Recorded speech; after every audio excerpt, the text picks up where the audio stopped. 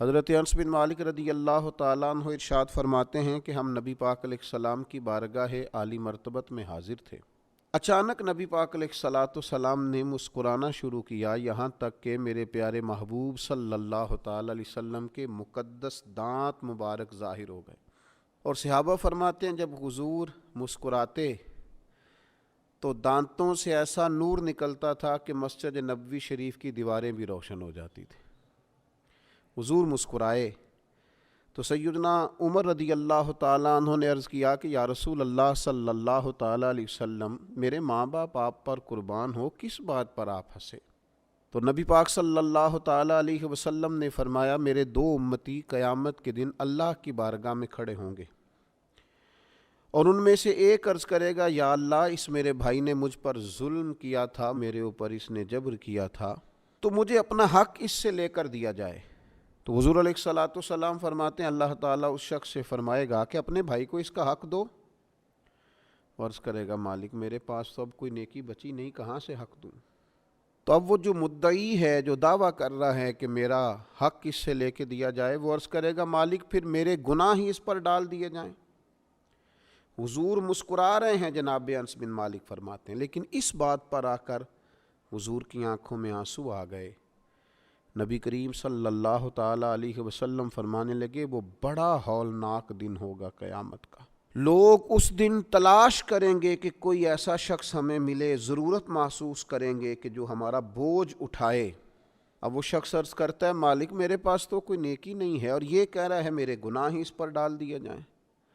تو نبی پاک علیہ السلام فرماتے ہیں اللہ تعالیٰ اس مدعی سے فرمائے گا، ذرا سر تو اٹھا، جنت کی طرف تو دیکھ۔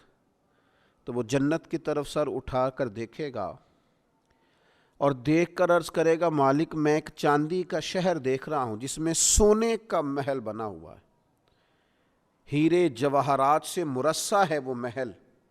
اے مالک، کون اس کا مالک بنے گا؟ یہ کس کو ملے گا؟ تو اللہ تعالیٰ فرمائے گا، جو اس کی قیمت ادا کرے۔ تو وہ عرض کرے گا، مالک اس کی قیمت کون ادا کرے گا؟ تو اللہ تبارک و تعالیٰ فرمائیں گے، تو بھی اس کا مالک بن سکتا ہے۔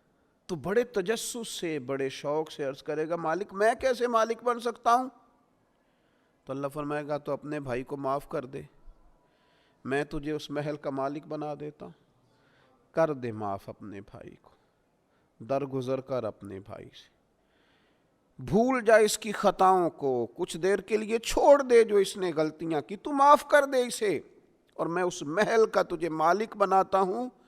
نبی پاک صلی اللہ تعالیٰ علیہ وسلم ارشاد فرماتے ہیں، وہ فوراً عرض کرے گا، مالک میں نے اپنے بھائی کو معاف کیا۔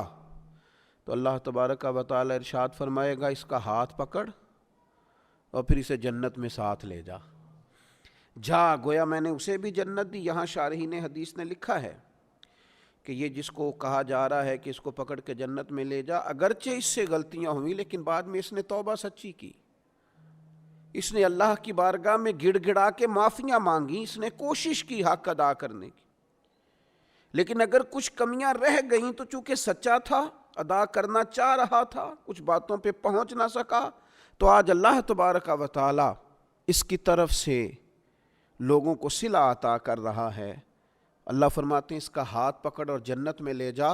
اللہ کے محبوب صلی اللہ تعالیٰ علیہ وسلم نے نتیجے کے طور پر، رزلٹ کے طور پر یہاں ایک بات ارشاد فرمائی۔ حضور فرمانے لگے، اللہ تعالیٰ سے ڈرو اور باہمی معاملات درست رکھو، اللہ تبارک و تعالیٰ قیامت کے دن مومنوں میں صلح کرائے گا، تو تم یہیں اپنے معاملات کو درست رکھو۔ اب مجھے بتائیے، ایک تو یہ نتیجہ نکلا کہ مالک کریم کتنا ہے، مہربان کتنا ہے، توبہ کرنے والے پر عطا کتنی۔ دوسرا، حضور کی علم و حکمت کی اس گفتگو سے سمجھیے کہ اللہ درگزر کرنے والے کو عطا کتنا کرتا ہے، اور پھر یہ بھی دیکھیے کہ صلح کرانا کتنا مقدس کام ہے۔ دو بھائیوں کو ملا دینا، قریب کر دینا، روٹھے ہوں کو ایک دوسرے کے قریب کرنا کتنا عظیم کام۔ تو نبی پاک علیہ السلام کی اس خوبصورت بات سے، اس انتہائی معنی خیز حدیث سے اپنے لیے موتی حاصل کریں، دل کو بڑا کریں، سینے میں گنجائش پیدا کریں، اور اپنوں کے لیے درگزر کا دروازہ کھولیں۔ اللہ تعالیٰ سمجھنے کی توفیق عطا فرمائے۔